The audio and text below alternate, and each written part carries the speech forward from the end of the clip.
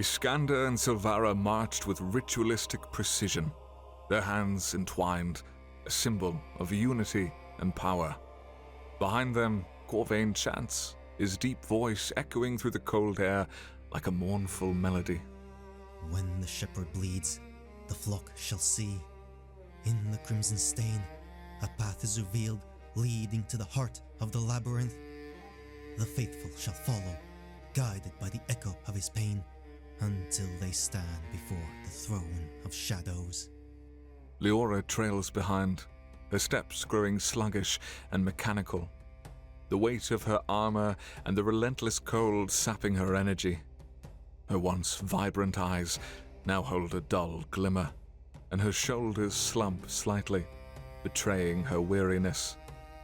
I have never opened the book, but hearing you recite it so often, I feel like I've seen it cover to cover. I do hope you have been paying attention. Do you know the rest? Of course I do. The bell shall ring when the iron weaves, and the horn to shadow rises. Its echo shall shatter the veil, awakening those who slumber in the depths of time. The chosen shall hear, and the unworthy shall tremble.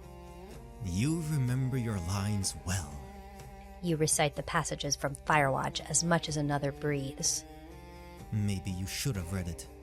Then you would know that those words are not in the tomes of Firewatch.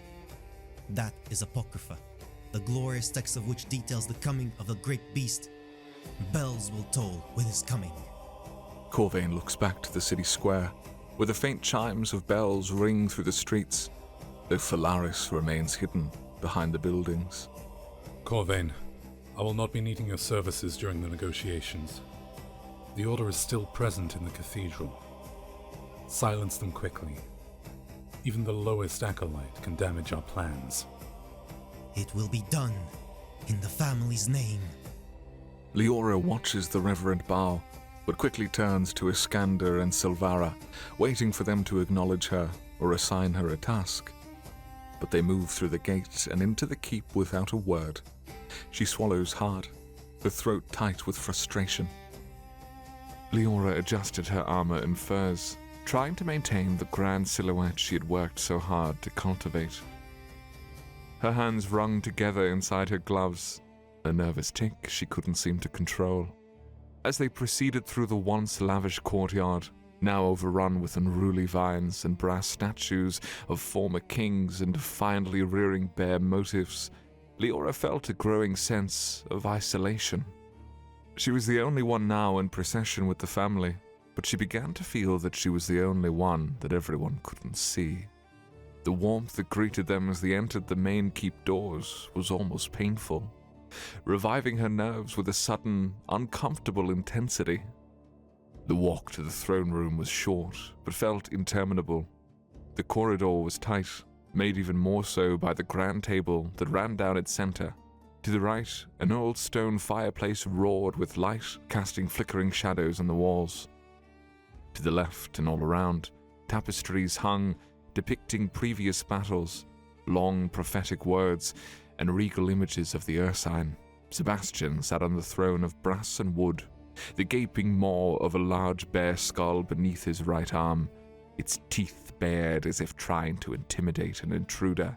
Leora felt a pang of unease as she entered the room, her presence seemingly forgotten amidst the grandeur and power that surrounded her. Revered Ursine Lord, I come to you with an offer that could secure mutual interests and reshape the fate of our lands. What are the terms? You are more than aware of the treaties, as you have already spoken of them. I am. But I am not aware of where these treaties say your people must suffer.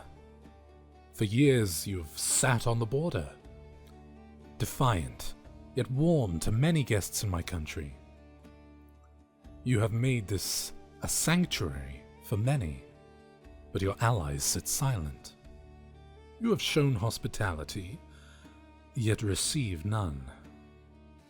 You offer comfort, but ask me to ignore the bond between the Order and my people, the ones who kept your family locked away in your cold prison. I'm offering you a way forward, Sebastian. Security, influence, A future that isn't shackled to the mistakes of a bygone age. Your people are suffering, Sebastian. Their futures are bleak and uncertain. With our investment, Rostovka will become the beautiful city that it was meant to be.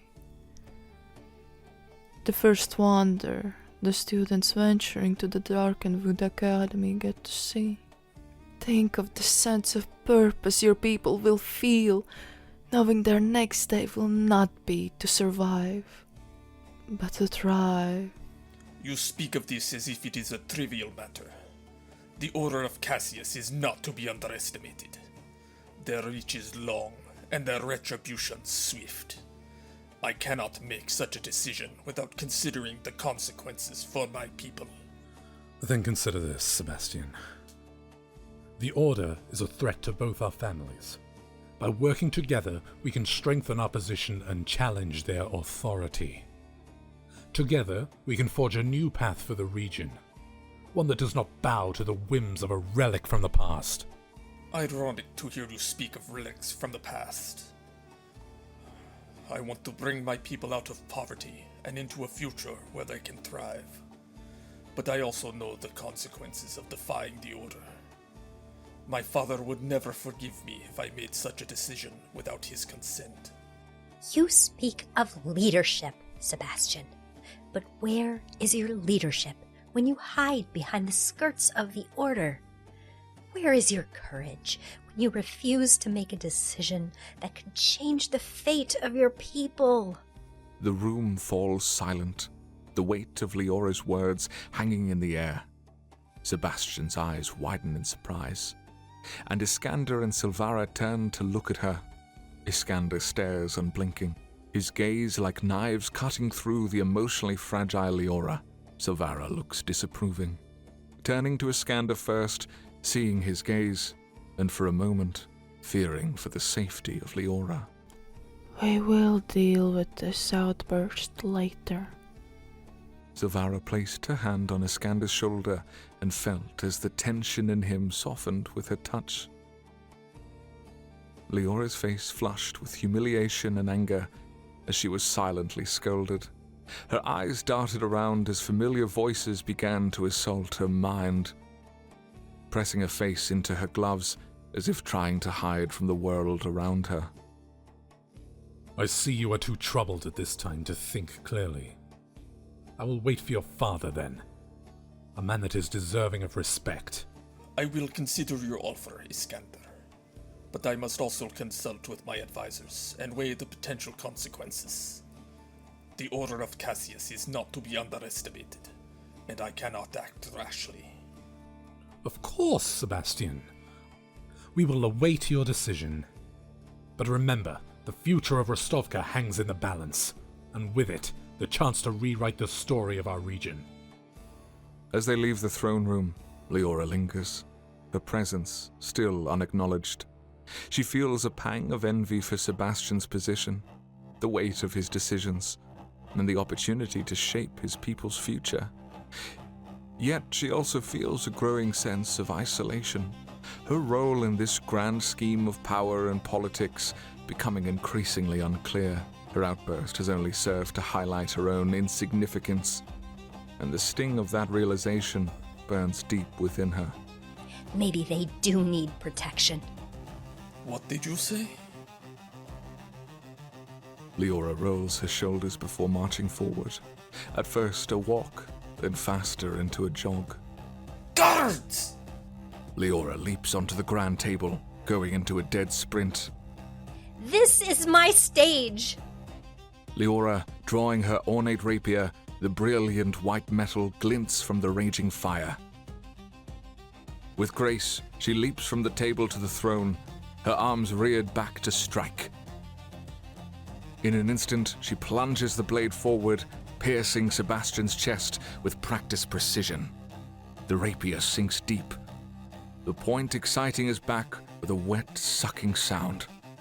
Sebastian grabs at the blade, his eyes wide with shock and pain as dark blood pumps from the wound, soaking his robes and dripping onto the throne. The guards come quickly, their heavy footsteps echoing through the hall, but they are not quick enough. Leora stands over Sebastian, her boots sinking into the growing pool of blood. She turns to face the guards, her rapier dripping crimson, a twisted smile on her lips. Kill her! They charge, their swords drawn, swinging with wild abandon. Leora's mind feels clear, as if something has been sated inside her. The rapier is light in her hand, almost floating as she coaxes strike after strike away from her.